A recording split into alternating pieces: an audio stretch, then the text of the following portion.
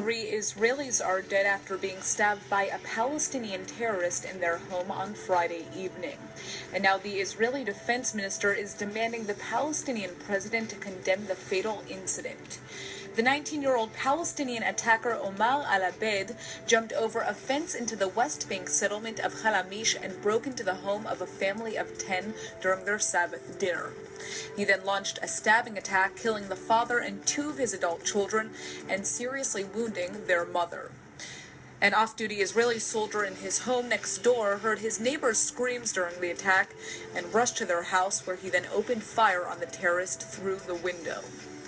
The assailant was neutralized by a neighbor, and he was found with 2 or 3 gunshot wounds and was transported to a hospital with a military ambulance crew.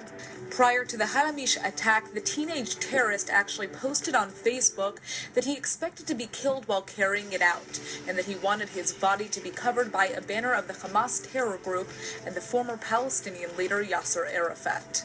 By the time medics reached the site of the incident, the wounded were lying unconscious on the ground. Tonight we arrived on the scene and we found 3 patients in critical condition. We immediately started life-saving procedures. In addition, there was another wounded person who had a stabbing in their back, and she was transported to the hospital in stable condition. Israeli forces spent this morning searching al-Abed's family home in the West Bank village of Kobal and have already detained one of his brothers. The home is being measured in preparation for demolition, a common Israeli practice following terror attacks to deter further violence. The terrorist al-Abed was allegedly arrested 3 months ago by the Palestinian Authority for planning terror attacks, according to his uncle. The 19-year-old reportedly spent 2 weeks in detention and was violently interrogated about his plan to attack Israelis before he was released. According to his father, al-Abed was upset over escalating tensions at the Temple Mount, where several Palestinian lives had been lost in clashes, and he wanted to, quote, protect the honor of the holy site in Jerusalem.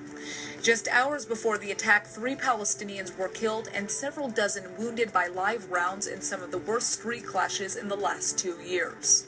Earlier this week, 3 Israeli Arab terrorists killed 2 Israeli soldiers just outside of the Temple Mount, leading Israel to put up metal detectors outside of the Muslim entrances to the shrine, and causing outrage across the Arab world, even in the Israeli Knesset. That these magnetometers should be removed. Why should be removed? Because it's an attempt to say that it's an Israeli sovereignty upon Al-Aqsa. Jerusalem, East, and Al-Aqsa are under occupation. Last night, Abbas announced that he would freeze ties with Israel on all levels until the security barriers are removed. Israel has continued to accuse the Palestinian Authority president and his government of allowing anti-Israel incitement among the Palestinian public. And the IDF has now deployed additional troops throughout the West Bank to prevent any future terror attacks. Palestinian President Abbas has denied incitement allegations, claiming that Israel's control of Palestinian territory is at the root of the conflict. Yet the PA leader has not yet spoken out against Friday's terror attack in Halamish, and did in fact encourage violent demonstrations at the Temple Mount in 2015, claiming that any blood spilled in defense of the holy site was, quote, pure.